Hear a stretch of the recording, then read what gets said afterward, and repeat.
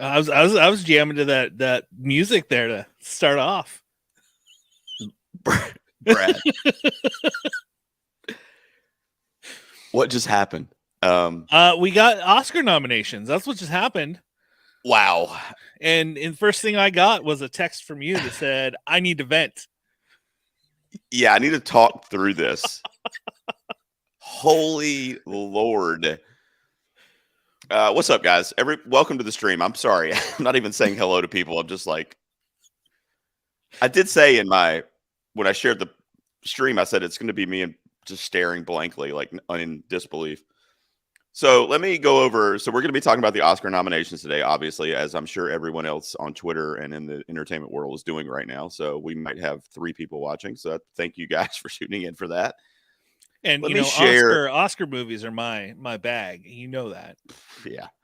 Well, you're the cinema guy, so you need to you need to be ready to talk about it. Let's see. So let's see what we're looking at here, Bradley. I'll go through the below the line categories and kind of react to them. Any surprises, and then of course when we get to the acting ones, there's definitely going to be some. So this is Variety listed it in order that they announced it. So yeah, right out of the gate, one of my dark horses, Brian Tyree Henry, who's a local boy here in North Carolina, got nominated for Causeway and supporting actor. We also had Brendan Gleeson, Judd Hirsch, Barry Keoghan, and Ke Kwan for Everything Everywhere All at Once, who to this minute as we're sitting here, I think is still the front runner. It's the front runner easily. Yeah. What do you think of this category overall, though? I was surprised that they did go from the Banshees of Inisherin. I just watched it yesterday, and it is an excellent film, but it's always a surprise if they nominate 2 people in the same category from the same film. Yeah, that happened a few times here on the announcements. Brad Pitt's missing here for me for Babylon, and Babylon's also missing for Best Picture. I think I'm trying to still process, but I don't think it got nominated. Yes, it did get nominated for Best Picture. You are correct. It did not. It missed. And I haven't seen it, so I can't. Yeah. Well, it was getting some say either way. It was getting some technical awards throughout the night, so I thought maybe it would end up, or throughout the morning, so I thought maybe it would end up getting picture, but it didn't. Margot Robbie didn't get nominated, and Brad Pitt missing here is kind of people will call that a snub, but I think he was kind of on the fence with like Judd Hirsch, and they obviously went with the elder actor here, The Fabelmans. Have you seen that, by the way? I haven't. It's on the list. So, once the noms come out, that's usually where I have my list. Is like, okay, now I got a few things I need to watch. Yeah, I mean, it's going to be beloved by the Academy because it's a film about movies, and they freaking love that. It's literally about Spielberg. Yeah, I think that's kind of why, a few years ago, what's it called that got nominated? Now I'm drawing a complete blank. Black and white film about. Oh, you're talking about Roma? No, not Roma. The gosh darn it! It's too. I haven't had enough coffee there, Gerald. I'm failing here. The Fincher movie. Which one? The Fincher movie. Mank. God, yes. I'm glad you forgot about that. Let's not talk about Mank today. That was. I think that's why it got nominated for so many as well. Like same thing. Yeah, probably. Dan says big oof for streaming. Yeah, there wasn't a lot of love for streaming. We'll look at that as we go through. Travis Crawford says it looks like my head's going to burst. There's a couple categories that definitely have me scratching my head. So, yeah, Ke Kwan, Travis, I agree with you. I think he's got it in the bag. And Dan was guessing along with me, Mank or Roma. So I think we figured out what Brad was talking about there. Yeah, it's early. Yeah, for sure. Best supporting actress. School, I'm still trying to process too. So. This is a good category. Their best supporting actress. I was so glad Stephanie Hsu got in for Everything Everywhere. That was kind of, people were wondering if she was going to crack the top 5, and she did. I mentioned when I did a stream when I was doing predictions a while back, Jamie Lee seems weird in this for an Oscar nomination for this. Yeah, because her role, it's fairly minimal in it, but sure. I don't know, who would you replace her with? Anybody from Women Talking, first of all, Okay. but also Dolly De Leon is missing from Triangle of Sadness. She was the best part of that movie, aside from maybe the writing. Oh yes, yes, she was. She absolutely was. That's one of the few I've seen. But She was I in think that. I think like Claire Foy, Jesse Buckley, they're probably splitting the votes for Women Talking, and that probably messed them up. Neither one of them got enough to crack it, but I think Angela Bassett's the front runner. She has been pretty I much, think I think you're right. at least since the Globes. So Carrie Condon gives a strong performance. I mean, Stephanie Hsu is definitely my favorite of these nominated, my personal favorite, but I think Angela Bassett. Did you see Wakanda Forever? Yes. Yeah. And I felt like anytime Angela was on screen, she chewed the scenery and just took it over. Without a doubt. So no huge surprises. Like I said, Brad Pitt missed here, in my opinion. And then here, I would have loved to have seen one of the ladies from Women Talking. But aside from that, it's not like anybody's super shocked. Well, in your pre-video, you talked that a lot, that Women Talking probably wasn't going to get much love, and you were going to be a little upset about that. True, but they did kind of redeem themselves a little bit. We'll get there. Let me run through some of these other kind of below the line things and see if you have any favorites. So, best animated feature. My son was really excited because Pinocchio is his front runner. Pinocchio looks beautiful, looks amazing, but Yeah, I the know you weren't movie like a huge fan of it. is kind of yeah. Yeah, it's going to win though. Okay. You know that, right? I mean, it's going to win. It probably will, but it's I mean, not. I haven't. The only one I haven't seen is the CB. So I haven't Marcel either. the And Dan Shell is was a great mentioning that one the other great night, and film. I was like, oh, okay. I'm surprised to see Marcel the Shell on here because Really? it's a mix of animation and live action. True. So I know in the past the Academy has been like, well, it has to be this percentage of animation over live action, because I think it was when the Lego movie came out. They were like, well, it's got these live action scenes, and it's same here, which kind of surprises me. But it's an excellent film. That's my favorite on this list. And the Puss in Okay. Boots movie actually is very, very good. Okay. Yeah, I haven't seen that one yet. I was going to stream it the other night. Did you know they're charging $25? I do. I did I pay thought it was that 20. to When did we watch up it to with my kids. Wow, dude. So I was like, let me check my bank account before I watch this. So I don't know. Chris says he really does like Jamie Lee in that role, but he does feel like it's too minimal. I Yeah. think she's very memorable. Like, you really Oh, remember yeah, her absolutely. performance with the hot dog fingers and the kind of hot dog fingers, you can't eccentric you can't tax, get those. accountant or whatever.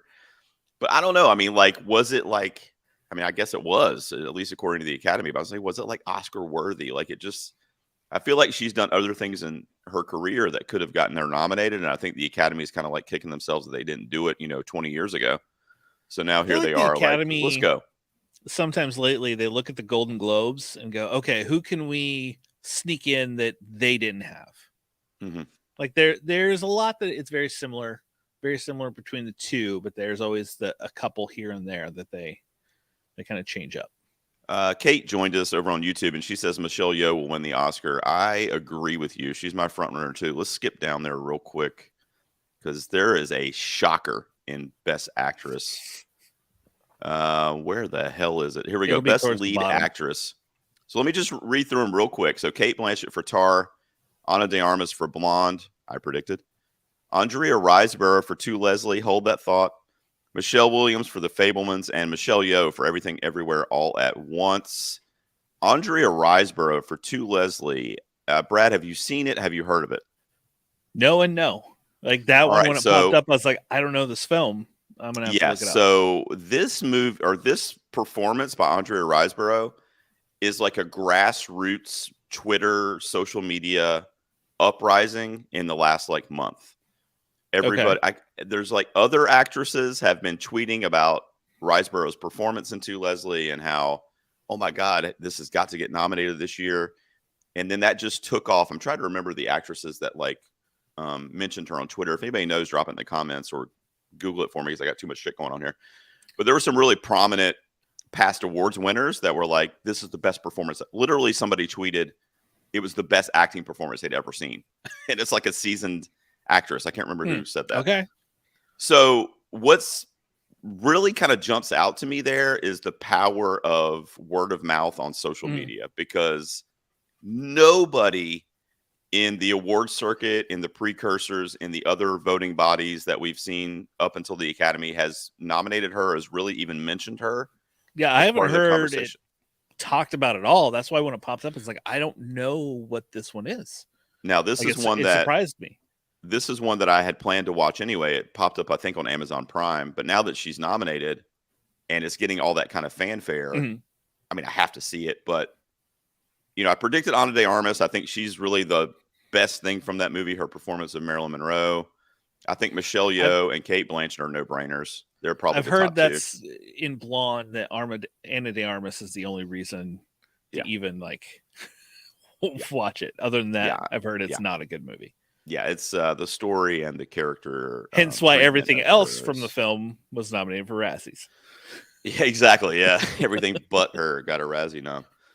I agree with our friend Kate over on YouTube. I think Michelle Yeoh has got this I though, think but she's the front runner for sure. I think this is her competition though, Kate Blanchett. I don't know. Flip a coin between those two.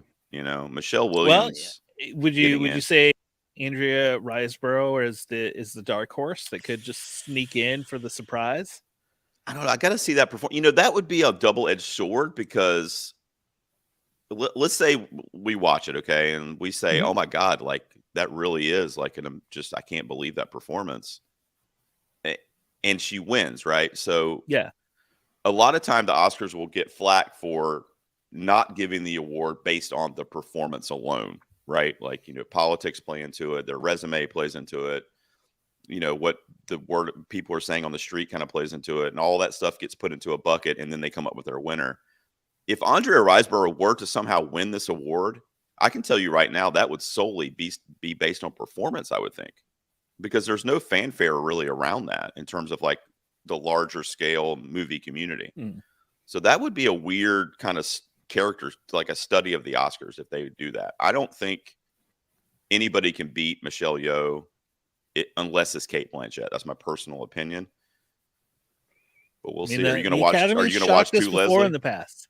That's true. So I think I'm going to add it to my list because it's one I did not. It wasn't on even nowhere near any radar I had or anything I've heard, read, listened to about the Academy Awards coming up. So Well, I go back to some of these now I bottom want line to see it because it surprised me. Yeah, me too. Well, I'll go back to some of these bottom of the line categories here before we get to the big ones. Brad, Google Andrea Riseborough Twitter campaign and tell me what the actors that were tweeting about her were, because there was a couple prominent ones I can't remember for some reason. But while you're doing that, so best animated feature we were talking about. So we're kind of in agreement there that Pinocchio's got that, even though you weren't the biggest fan of it. I didn't see any of the shorts, but I see that your documentary made it on here, My Year of Dicks. So that's cool. Yeah, at least I got some recognition. I love that Riz Ahmed had fun with that too. Did you see when he announced it? And No, everybody was I only caught the last half of the announcements. I missed this one. everybody was kind of giggling, and Allison Williams was like, There's "I'm not going to there's a comment on that." podcast out there I've heard about that should watch The Boy, the Mole, the Fox, and the Horse. Yep, and yep, that's on Apple TV Plus. We need to get that podcast off the ground. What are we doing? All right, so I'm excited for Babylon and costume design. Babylon, technically, even if you weren't a fan of the film, like the story and stuff, technically it's just a beautiful thing to look at. I think there's a couple categories it missed that I also feel like it should have gotten in, but I was so excited to see it mentioned here in costume design. My son was thrilled for the Elvis mention in costumes. Everything Everywhere is great. I haven't seen Mrs. Harris Goes to Paris, but this is a tough category here. I know that's a period piece, and the Oscars do go for that often, so we'll kind And of I mean, see. Wakanda Forever, I think kind of it has some great costumes. Mhm. Everything Everywhere. I mean, gosh, these characters dressed in however many different ways. Mhm. And Elvis is a movie that I had really no big desire to ever watch. Oh, wow, okay. I'm gonna have to watch it now. So Yeah, check it out. Live action short, I didn't see any of those. Makeup and hairstyling, another competitive category. I'm glad the Batman got in like here. It also got in for honestly, sound. for what they did to Colin Farrell as the Penguin in the Batman, like Mhm. they should just hand the Oscar for that because you have no idea that that's even him. Right. Yeah, I agree. So that's a competitive category. You know, they did a transformation on Penguin, but Brendan Fraser also went through a big one for The Whale. So we'll see what they do there. Best original score, another one that I was thrilled to see Babylon in, and it's probably going to win. Justin Hurwitz. Probably my favorite score of the year aside from Babylon is All Quiet on the Western Front. It's just such a haunting score. And I that's a went on. film that got a lot of nominations. It did. I was surprised. Like the Academy tends to like war movies, so it surprised me to see it, but didn't on the other side. Yeah, I predicted it getting in because it was coming up hot, man. It got a ton of BAFTA nominations a couple weeks ago, and like you said, they love those war epics. It's also based on a previous Oscar winner, like the original in 1931, I think, won the Academy Award for Picture, and it's a remake of that film, so it has a history with the Academy. So it did get some technical. I think Babylon's going to win. Justin Hurwitz. It's just such a cool score, man. It's such a bop. Sound. I love to see Batman get in here. A lot of good ones here too. Usually you'll Top see Gun like Maverick. the big movies. This sound and effects is usually where you see like the big blockbuster type of films going to make it in. Yeah. And they all are for the most part. I mean, I know All Quiet was streaming, but it's still a pretty grand epic. Adapted screenplay. Women Talking finally makes an appearance. Thank God it got snubbed at the previously aforementioned BAFTAs and some other places, the Globes and whatnot. Women Talking is here, though. Thank God for Sarah Polley on Best Adapted Screenplay. That was the big one that kind of stuck out to me. And then also Ryan Johnson for Glass Onion is pretty cool. It didn't get a lot of noms this morning, but it was cool to see its name mentioned here and there. Some people thought maybe Daniel Craig for actor, but that didn't happen. So I like this category. I have not seen Living yet, but aside from that, I'm okay with this category. It's pretty on par with what we needed to happen. I think, I haven't seen Living or Women Talking. All Quiet, I will probably watch this week sometime. Yeah, for sure. So let's see. Adapted screenplay was what we were just talking about. Original screenplay. This one, I don't know, man. This is a tough one, honestly. Triangle of Sadness was a bit of a surprise for Ruben Östlund here, but when this got mentioned, I was like, oh, well, it's going to get nominated for picture. There's just too many. I don't know. You could tell they really liked it when you saw that original screenplay mention in there, and I'm like, that's probably going to be a Best Picture nom, which I didn't predict until I saw him say it on the broadcast this morning. But they obviously were fans of this one, and it is definitely original. That is one thing you can absolutely say about Triangle of Sadness, without question.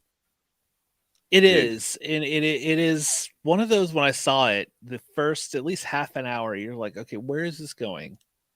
It's a completely different tone to where it ends up turning to be after that. Yeah, for sure. Dan, I agree with you. What's kind of frustrating about Netflix too, he says Glass Onion not getting a nomination is a massive blow. I agree, but what's interesting about Netflix is they seem to not go all in. Like, they don't pick a project to really like go all in on. If I was at Netflix and I was in charge of marketing awards films in any way, and I saw the momentum that All Quiet was getting like 2 or 3 weeks ago, I'm All Quiet. I'm going all in, All Quiet on the Western Front. I'm taking it to every guild, every screener I can get it into. But I didn't see them doing that either. Now, it did get in based on its merits, I think, but they could have done the same thing for Glass Onion. And it's a fun, accessible film too. So I agree with Dan there. Let me go back here. So cinematography, I haven't seen Bardo, but with the exception, I mean, these are all beautiful, beautiful films. I mean, All Quiet just stays with you. Roger Deakins got nominated here for Empire of Light. I mean, basically anytime the guy's a cinematographer, he gets nominated. Yeah, anytime he does anything, an Oscar nod is coming. Yeah, for sure. Did you see any of these documentaries here? Documentaries, I have not. I haven't seen any of these, guys. I really need to get on these. I've heard great things about a few of them. Fire of Love. I think All That Breathes. Yeah, it's probably on HBO, All That Breathes. I've heard really good things. I just haven't seen them. Same with shorts. I haven't seen any of those either. Documentary shorts. Best film editing. My daughter's category. I don't know, man. Elvis and Everything Everywhere were so frantically edited that I feel like it's kind of got to be one of them, but then you look at the action sequences that got spliced together for Top Gun Maverick. I thought Tar was a bit of a weird pick here. I don't remember being like fascinated by the editing in it. And same with the Banshees of Inisherin. Like Mm-hmm. it was good, but I didn't look at it and go, "Oh, this is edited really nicely of him walking to Brendan Gleeson's house." Yeah, I know. Those two, I mean, yeah. Great films aside, those two, I don't know, editing doesn't really jump out to me. International film, Dan was talking about what Netflix kind of messed up, and it wasn't necessarily them, it was more India, but RRR didn't get submitted here for Best International. It didn't make the short list originally when they announced it, and it was quite a surprise because that's one of the ones that's getting probably talked about one of the most. So yeah, and it didn't get in for picture either, which I think is what they were hoping for. But Best International Feature, All Quiet, Argentina 1985, which won the Golden Globe. Close, which I saw at a film festival, is a heartbreaking film about boyhood friendship, from Belgium. EO and The Quiet Girl, which was also at that film festival. Another touching, like brutally heartbreaking story featuring a young child. So those two are definitely going to pull at the heartstrings. Argentina's got, the World Cup thing behind it right now, which is big. And then they got the Golden Globe win and everything else. But I mean, All Quiet, it has kind of some momentum with the number of nominations it has, and it's on Best Picture. So always when you see this, it's always one of those, does it win international film and not Best Picture? Yeah, I know. Parasite was on there too. You worry about that because you worry like, oh, we'll give them their award. We'll give them their international award. Yeah, like, exactly. We don't need to vote for them in picture. Best Original Song was a stacked category as well. I'm going to tell you right now, guys, if the Academy, the award ceremony is March 12th, if they don't open up with a number for Naatu Naatu to start the show. Oh, if they don't do a full Naatu Naatu presentation, what are we doing? Please, Academy, anybody that happens to watch this that's behind the production of the Academy Awards, have an opening number for Naatu Naatu to open your show. How energetic and just fucking awesome would that be? Yes, and yes. These are all great songs, though. I got to be honest. Like, I really think this is the only, my girl's missing Taylor Swift for Carolina. It was thought that maybe she would make it in from Where the Crawdads Sing. It was the original song she did for that movie. And is Rihanna? Which one's Rihanna's? I think Rihanna made, or is that the Black Panther song? Is Rihanna? I think. I'm not sure. It didn't put the artist on here, but I'd heard people thinking Rihanna was going to get into. Did you find out who tweeted about Andre Riseborough? Well, it started with the whole thing kind of started off. Oh, where'd my thing go? With Charlize Theron when she introed the movie. Charlize Theron, yeah. And then it went to Gwyneth Paltrow and then Kate Blanchett. So it's Yep. I mean, you got big star. That's big star power. It's just so crazy, man. I don't really even know like what to make of that, because why didn't they do that for Mia? We should have had some actors tweeting about Mia Goth for the last month. I mean, oh my God. But maybe it is just a transcendent, like, mind-blowing performance. I mean, I'm going to watch it. I mean, if my son wasn't homesick today, I'd probably watch it today because I'm just kind of so shocked by the nomination. Just sit down with him and say, hey, we're going to watch this to see what it isn't a rated R, and it's about I think she's on drugs and stuff. I don't know. I don't feel like I should watch it with him. He's 9. But I mean, he's got to learn sometime, Brad. So yeah, exactly. Let's get through these real quick before we get to the acting and picture. Production design, I agree. I have, Avatar: The Way of the Water is always a weird subject for me personally, because I think it's like visually stunning and it's like an amazing thing Cameron and the guys did. I don't know. It's like animation to me. I don't know. I just have a hard time kind of breaking off. It's still a very, I don't know. It's one of those movies that I came out and it did hit me more than ooh, look at this Pandora and stuff like that. Like, it hit me deeper with his, the story of children and the brothers and everything else than anything else going on screen. But Production design is Cameron just a weird one for me. I can't wrap my head around it because of Cameron the can way make a I think movie. of it. That's Yeah, that's he can what it make is. some I mean, money look, he can make some money at the box office too. exactly. Everybody thought like, hey, Avatar, it's been what 12 years since the last one? No, more than that. Is this going to make money? And look at it, it's $2 billion. So I know. This is my production design winner. I mean, just so good, man. So good at the recreating of the Roaring Twenties in old Hollywood. The colors. I mean, Damien Chazelle. In fact, I should have looked. I feel like every one of his movies has got nominated for production design. I can't remember if First Man did, but I mean, he knows how to do. He knows how to work with the right people to get the set to get it look beautiful. I mean, I'm okay with all these. I just have a weird relationship with this. Not even Avatar necessarily, just kind of like that style of filmmaking. Because then when you put it here in visual effects, it makes sense to me. Because then I'm like, oh yeah, absolutely. Like those effects were absolutely groundbreaking. But when you put it in production design, it just kind of messes with me. I can't process that. Visual effects. What do you think here? You think they're going to give it to Cameron for just bringing literally everybody and their grandmother back to the theater, or what? You kind of have to, really. I mean, nothing against all those other movies, like the Batman, Top Gun. I mean, they actually flew planes and got footage to cut together with everything else. So you kind of have to go with Avatar, I think. I don't know. Yeah, I could. Yeah. So I think you're probably right. I think Avatar is probably the front runner in that category. All right, so here we go, man. So you guys comment over there if you have any snubs or shockers aside from Andre Riseborough, which I think everybody's consensusly that's a shocker. And aside from any Tubi originals getting snubbed from the Oscar nominations. I know you were upset about that, right? Oh man, on my award show next year, I'll do a best Tubi category. Oh, we got a Patrick sighting in the comments. Oh, nice. Hey, he said, "Hot take: Avatar's hot garbage."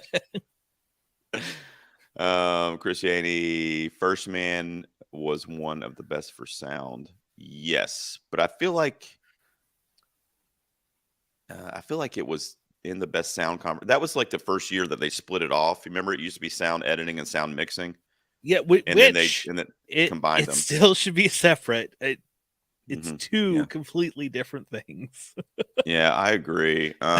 Okay, they'll probably go back to that eventually. I think they were trying to streamline the show, and it just was not received well. So, lead actor, this is your three-headed monster here that we've been saying all award season. These three are no-brainers: Austin Butler, Colin Farrell, and Brendan Fraser. These last two spots were a bit of a head scratcher. We didn't really know who were going to get these last two spots, but it ended up going to Paul Mescal for After Sun and Bill Nye for Living. I did see After Sun. I have not seen Living because I can't. It's not playing anywhere, and to my knowledge, it hasn't started streaming yet. I really want to see it because I've heard so many great things about his performance specifically. But what do you think when you look at this category, man? I think Brendan Fraser is the front runner. I mean, The Whale and his performance, I haven't seen it yet. I really want to. But from everything I've heard, I mean, he just kills in that movie. You see Colin Farrell, I loved him in Banshees of Inisherin. He's so good. I think he and Brendan Gleeson, they're so good together. Like they really are. In Bruges, to this, they're just so good together. And with McDonough specifically, that trio, it's just intense. Austin Butler's my favorite. I've been saying that the whole award season. I mean, I'm a huge Elvis Presley fan, so I think that might be why. But I mean, he just literally, similarly to Ana de Armas and Blonde, like he literally just became Elvis. I mean, he still is. I mean, when he said this Golden Globe the other night, he sounded like Elvis still. It's when I saw the trailers and everything for him, like he just didn't seem like an Elvis to me. But I mean, oh wow, really? And yeah, oh wow, like every trailer, I was like, he just doesn't look like Elvis. Oh, you mean looks wise? It looks like everything. Yeah. Like it didn't feel Elvis to me. Like I think that's why I haven't. I mean, I get it, but I urge you to. I mean, when you see it, to kind of I think it's on HBO Max now. But when you see it is. Report back because and then after you see it, they have these YouTube videos that people made where it's like the actual footage of Elvis, split screen with Austin Butler from the movie, and it's like pretty crazy how you're talking about looks, which I mean. That argument can be there, but it's kind of crazy how he would mimicked like Okay. performances from like 50 years ago, and like Like almost how nailed it. Joaquin Exactly. did Yeah. Johnny Cash. Because, I mean, Yes. he didn't Yes. look Johnny Cash, but, I mean, he sounded and was Johnny Cash. So now, looking at this, Brad, and I know you saw this movie, so let me ask you: do you consider Tom Cruise not being here as a snub, or is that just kind of like, yeah, okay? I mean, it was Top Gun Maverick because I don't he's missing here. He was in my predictions. I thought they'd give it to him. I don't see it as a snub just because, I mean, this list, I mean, it's a strong list. There's a lot of strong nominees there, so it's kind of hard to. I feel like Tom Cruise would have been a popular pick, a pick to be. Yeah. Oh, this is a movie everyone's seen and everybody knows who he is. Now, back to our previous argument, do you think his Scientology thing and all that kind of public stuff worked in here to their voting process? No, I don't think so. No? Okay. No. Because I have seen some critics online, not necessarily Academy voters, but I have seen some critics online like, we can't give the Scientology an award and all this stuff. And I'm just like, hell, yeah. I mean, I don't. you couldn't say that agree with about a his. Christian necessarily. I mean, Yeah, so I don't agree with his personal life, but he makes a Exactly. damn good movie. So Exactly. Like, I don't want to join Scientology, but I'm not going to say that, he didn't put in a good performance just because he's a Scientologist. But Paul Mescal would be kind of the spoiler here. I'm assuming right here at number 6 was Tom Cruise. So Paul Mescal was kind of like, maybe, maybe not. It's an independent film. A lot of people haven't seen it. I got to see it with my daughter because she had a screener for it. And I mean, I think it's streaming now, actually. It's like $5 or $6. But it's a really, really good, like, father-son story. But it is heartbreaking. It's deep. It's, it has fun moments, but overall, it's definitely not a fun movie. It's a very dramatic film. But he gives a torturous performance as kind of like this young father just trying to do the right thing. Wouldn't you love to see, like, I want to see the rest of the list. I want, Yeah, I know. finish out with the next 5. I want to see who didn't quite make it. Round out the top 10. Yep, as they say that's on what I 2 want to Ps. see. I want to see it. I'm so happy our boy Patrick, as you mentioned him earlier, is here with us today. But he said Elvis was okay. Tom Hanks ruined it for him. I agree. I don't want to ruin it for Brad, but Tom Hanks kind of took me out of that movie because I felt like his Colonel Parker was like an impersonation as opposed to like a performance. It just felt weird. Like, and he's narrating it too. So I have this really annoying version of Colonel Parker also narrating the story for me. So even when Tom Hanks wasn't on camera, I couldn't escape him. So that actually, to Patrick's point, is the only real reason that Elvis wasn't like a 4 out of 5 or 4.5 out of 5 for me is because of Tom Hanks. He brought it down, which is really Tom weird. Hanks is cranking out some movies this year. Patrick also says not a snub because he thinks Cruise was terrible. Wow. He's not bringing a the fan. heat. He's not a fan. Dan agrees. He said he hasn't seen it yet, but there's no way Tom Cruise was that good. I mean, there's some scenes in there, particularly the one with Val Kilmer I'm thinking of. And then, yeah, I mean, there were a few strong scenes, but like I said, this top 5, they're strong performances. I haven't seen all of them, but I think Tom Cruise would have been the popular pick. So we kind of already talked about Andrea Riseborough, but every time I see that name on there, I feel like I need to refresh the page. Like, is this real? Like, I can't. That is just so crazy to me, man. Let me go over to my. Michelle Yeoh still is the one to beat, I think. So this all the other 4 I predicted, but this one right here, you've got Viola Davis missing for The Woman King. You've got Danielle Deadwyler missing for Till, which was arguably the best performance out of all these people. I don't know if you've seen Till yet, but wow, that was talk about a mother grieving and going through some stuff. That was just a brilliant, brilliant performance. Torturous, That's why but I don't really watch, Oscar movies much, Gerald, because they're just depressing and sad when I can go to Tubi and just be entertained.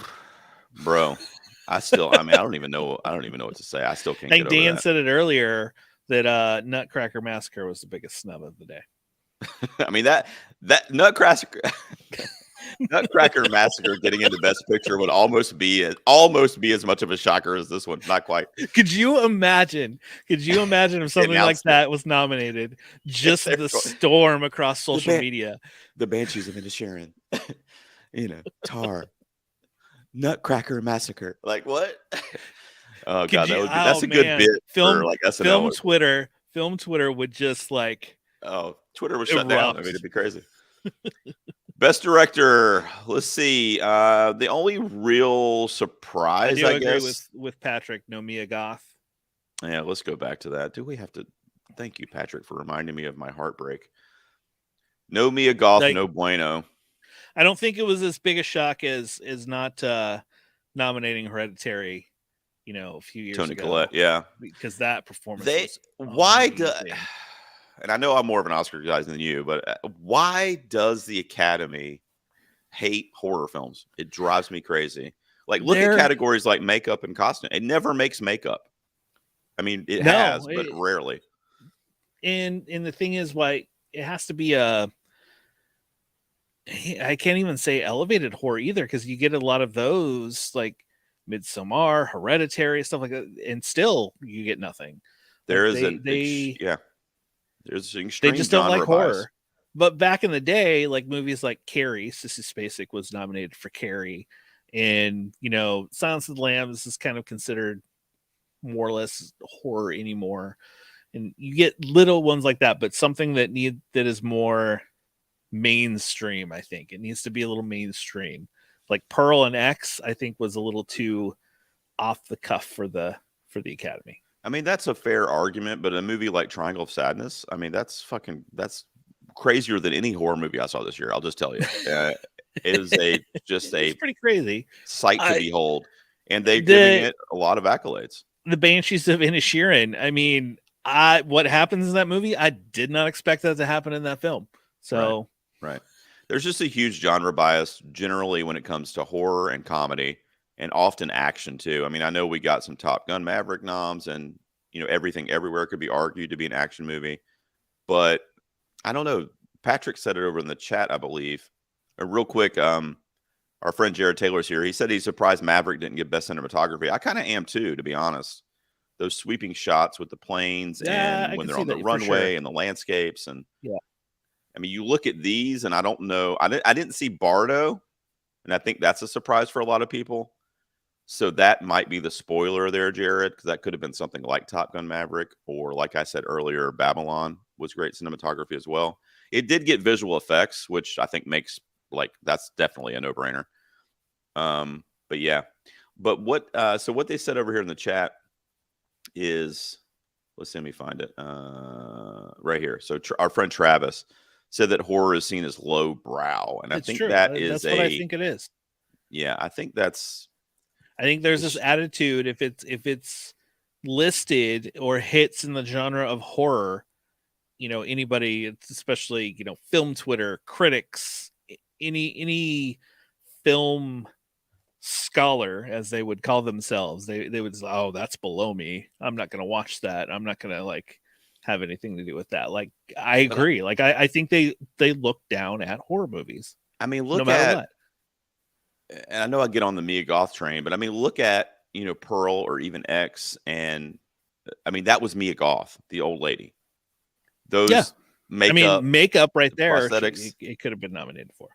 I mean, how many horror movies, and I'm talking about over the history of film, have had these practical effects by these legendary, artists, and they just don't get nominated very often. It's just crazy to me, because I feel like I feel like in a minimum, like in best sound, like, the horror movie, best score, that kind of stuff. And then makeup. I feel like every year there should probably be a horror movie in those categories, because those types of things are what carry a lot of horror projects. And Travis said in the comments that Silence of the Lambs and Carrie are more thrillers than horror, and horror doesn't get the respect from the Academy, which is true. True. And a movie like Get Out too. Get Out's in the horror umbrella, but that's also kind of a bit of a social thriller.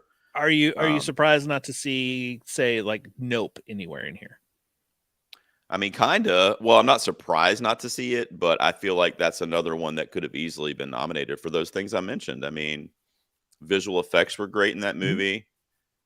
I don't think it really had anything spectacular in terms of makeup or anything like that. But I mean, the sound design, Michael Abels, I mean, he's a great composer, and it could have easily been nominated for score, sound.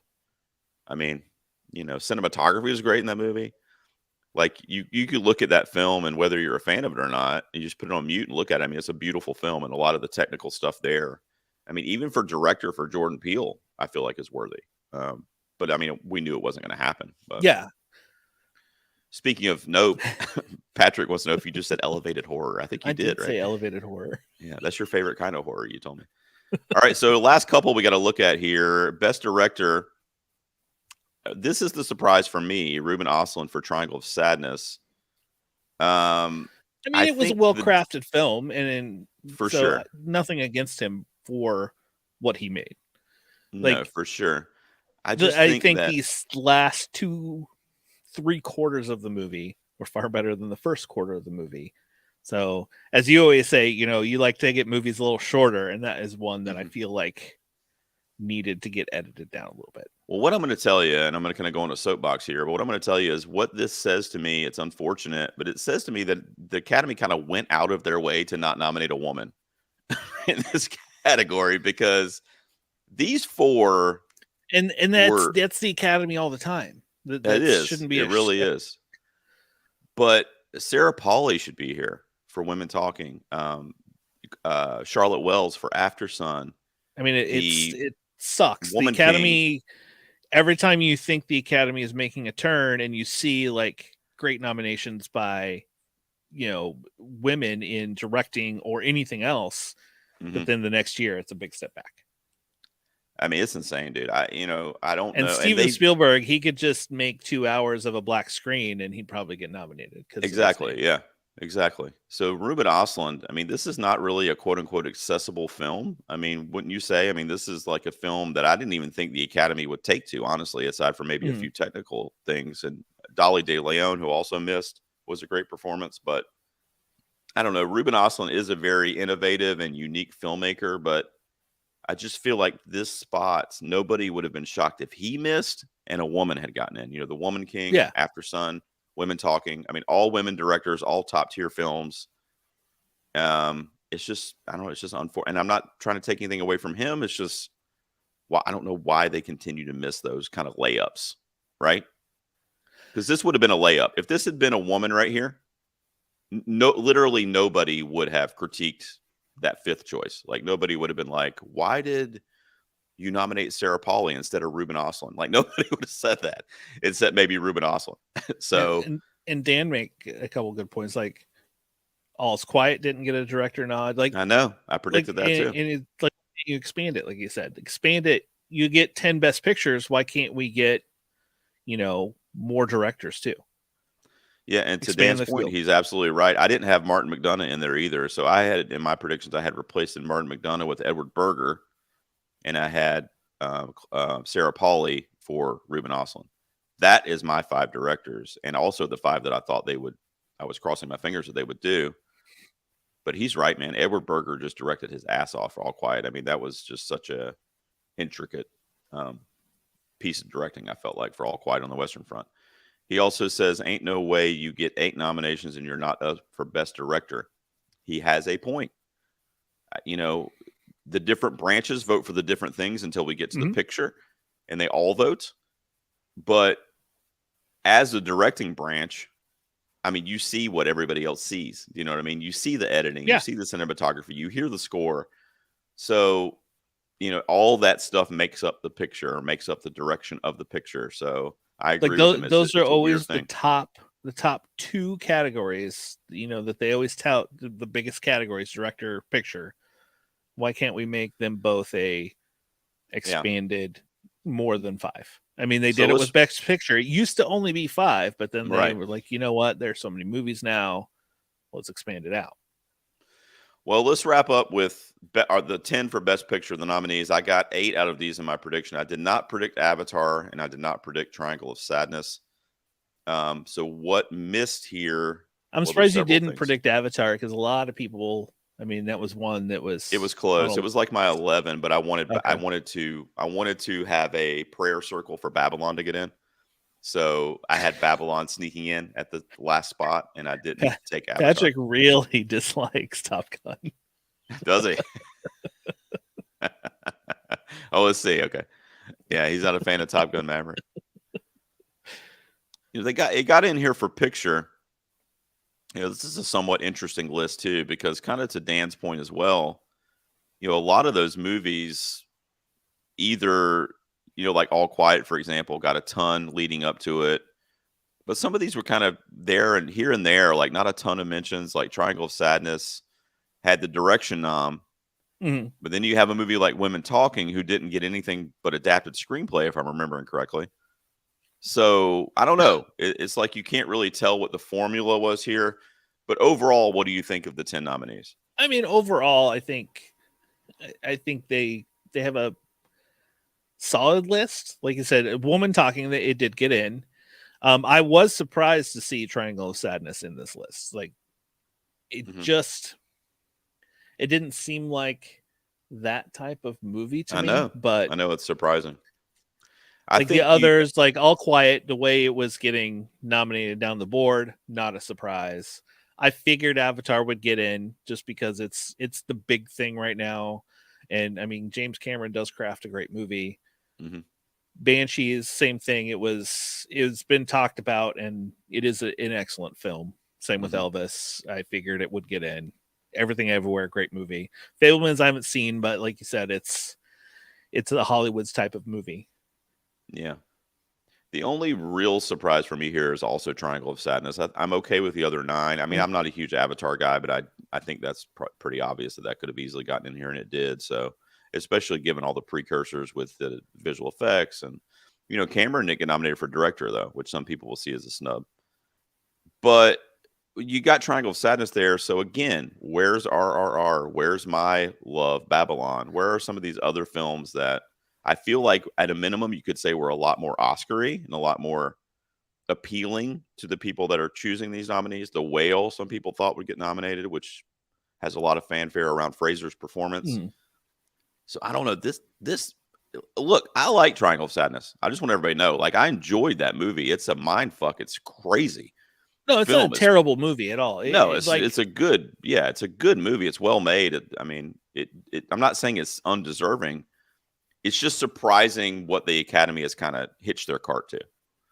Yeah. And I feel like Triangle of Sadness in more than one category this morning was the spoiler for some of these other ones that were considered front runners.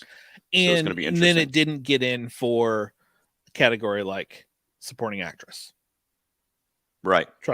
Which everybody did rally around that. Everybody was like, myself included, like I picked Dolly Dialone to be in there because, I mean, she was awesome in it. I mean, she didn't really come into the movie until like the last half of it, and that might have hurt her because you barely even see her for the first like hour and 15, and it's the last like half of the second act and the final act of the movie that she's like the star.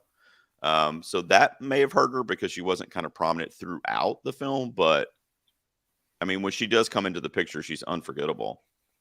I don't know, man. We'll see if we got any more comments over there.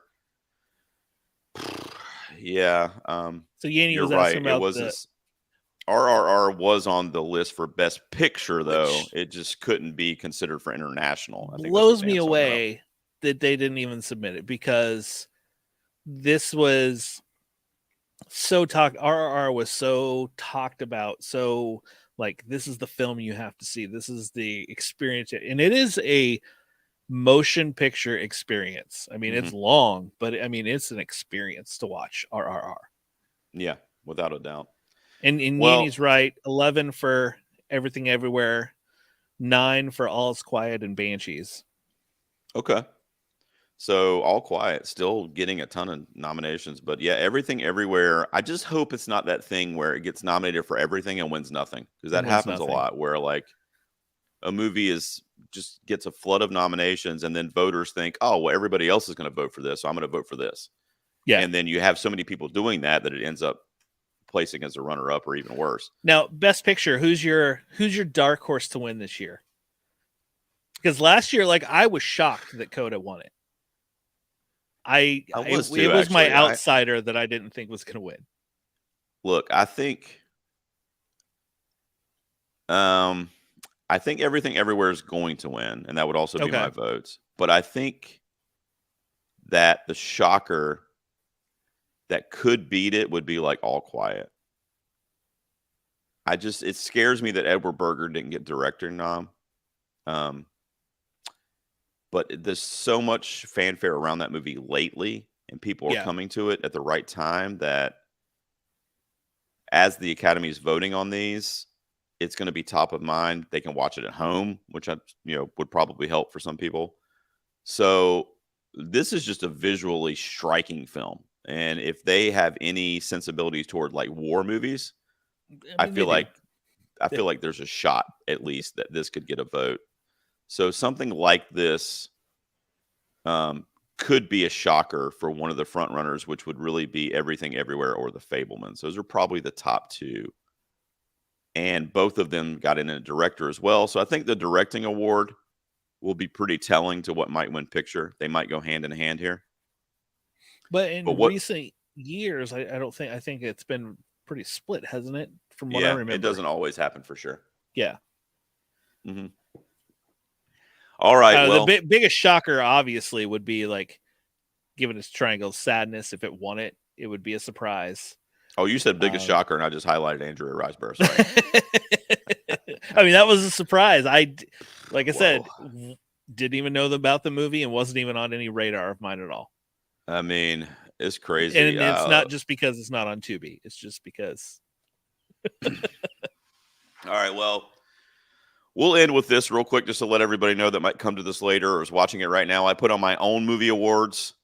A lot of the films mentioned at the Oscars also get mentioned on my awards, but then it goes far and wide to other things like Mia Goth. For the love of God. She gets mentioned. It's called The Golden Peas. So all the information will be below if you want to click on that. And actually the voting is by you guys. You guys vote for the winners, and then we'll be announcing them the day after the Academy Awards on March 13th. Was Andrea Riseborough nominated for a Golden Pea? No, she wasn't, but I might have to redo the whole show after I see her performance. You better just start over. You better scrap it.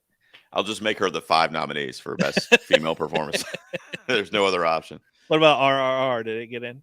It got in. Best Action and Best Movie overall. Oh, yeah, it did, didn't it? Yeah. Yep, all right. It sure did. Yes, the Golden Peas. I think I've seen most of those. Mm-hmm. And Brad's going to be a presenter for the Golden Peas. He's going to be giving away one of the awards. What are you doing? Best Comedy, right? Best Comedy, and I've seen all but one of them. Oh, nice. Well, that's it, guys. I got to go process all this from the 95th Academy Awards nominees. Hosted by Brad, Jimmy Kimmel this year? Is that right? right? He's hosting it this year, yep. I think he does a good job. I'll be excited. I honestly like it when they went hostless a few years ago. Like, I don't know. Why didn't they have the clips? It seemed to kind of, Was that the year they didn't do any clips? Maybe. I hated that. COVID year was a hot mess. Yeah, everybody's sitting like 30 feet apart. Last year, all it was people there. The slap took away from everything last year. Yeah, so, I know. I mean, poor Coda won Best Picture, but I feel like it just kind of faded away because of what happened. Yeah. Kimmel's going to probably make a couple jokes about that. I feel like he almost has to, but some jokes will come. Yes, absolutely. I think it's one of those things that everybody just kind of wants to move on from. And, it doesn't define what the Academy Awards are all about. It was just a really unfortunate thing, I mean, the Academy Awards every year, it's the one award show that I put aside the time, aside from the Golden Peas, that I put aside the time to make sure to follow. So, well, I appreciate that, brother. Thanks for helping me talk through this, Brad. I'm going to go sit in the fetal position on my couch and read through Twitter and I'm sure Twitter is probably broken right now. Like I don't even want to check it, dude. I might not even go on it today. I got to be honest. There's no way they're surviving over there. I hope you guys are okay. They're doing all right. I mean, like my buddy Matt said, though, I saw he tweeted, I think last night or this morning, just focus on what makes you happy. There's no way. And this happens every year. I'm pissed about Mia Goth. I'm surprised about Triangle of Sadness getting it over, or Sarah Polly. Yeah. I mean, it's there's no way that the Academy, it's not even humanly possible for them to make everybody happy. It's just not going to happen. No. So I'm sure there were things that you were happy about. So try to take that away from it and just lift up these artists and these creators that are doing this literally for our entertainment. And we should be entertained by it. We shouldn't be angry and throwing shit, even though I did almost throw something. But it's beside the point. let's just have fun with it. Let's just enjoy it while we can. And, the ceremony will be on March 12th. We'll see what happens. I'll Go probably watch. do some kind of reaction or when are the watch it. Golden Peas? They're in March also, right? Yep, the day after, March 13th. So March 13th. There you go. So you'll have your Oscars excitement, and then you'll go into the Golden Peas and get even more excitement. Wait, did you know about this? Tony Kutzer had his car stolen with his Oscar in it. Wow. He won Best Supporting Actor last year. I didn't know that. Yeah. Did you guys know that? This guy's bringing the heat over there at Christianity. Thank you. I didn't know that fact. Apple TV with the Apple TV. first streamer to win an Oscar, right? That's for right. Best Picture. That's right. Let's ask Dan if that's accurate. I think it is, though. I don't think Netflix has won that yet. All right, guys. No, thank you. We're going to Best get out of Picture. here. Brad, you got anything else? No, I don't. I thank you for having me. Talk through this with you. Go watch Leslie just to I know. so we can see what it's all about. I got to watch. And I guess Leslie. I got to watch Elvis. I'll watch Elvis. You need to watch Elvis. I need to see Leslie, and I need to see Living. I really want to see Living when that's available for me to see too. So, but there you go. Those are your Oscar nominations, and I'm going to be processing this for a while. But I appreciate Brad talking me through it. Look below, guys, in the description to this video to not only subscribe, but there will be links for the Golden Peas, which is my own personal movie awards. And you guys can head over there and cast your ballot anytime between now and February 13th. And then they'll be tallied up, and we will announce the winners on March 13th. Brad, I love you, man. Thanks for being here. And dude, the beard's coming in. You got one coming in too there. I know. We get together, it's going to be like a fucking a face full of hair. I don't know. It's gonna be weird. Beard fest. Here's two faces of hair. Like, what? What does that even mean? All right, Brad. I love you. I'll talk to you soon, man. All right, we'll see you. See ya.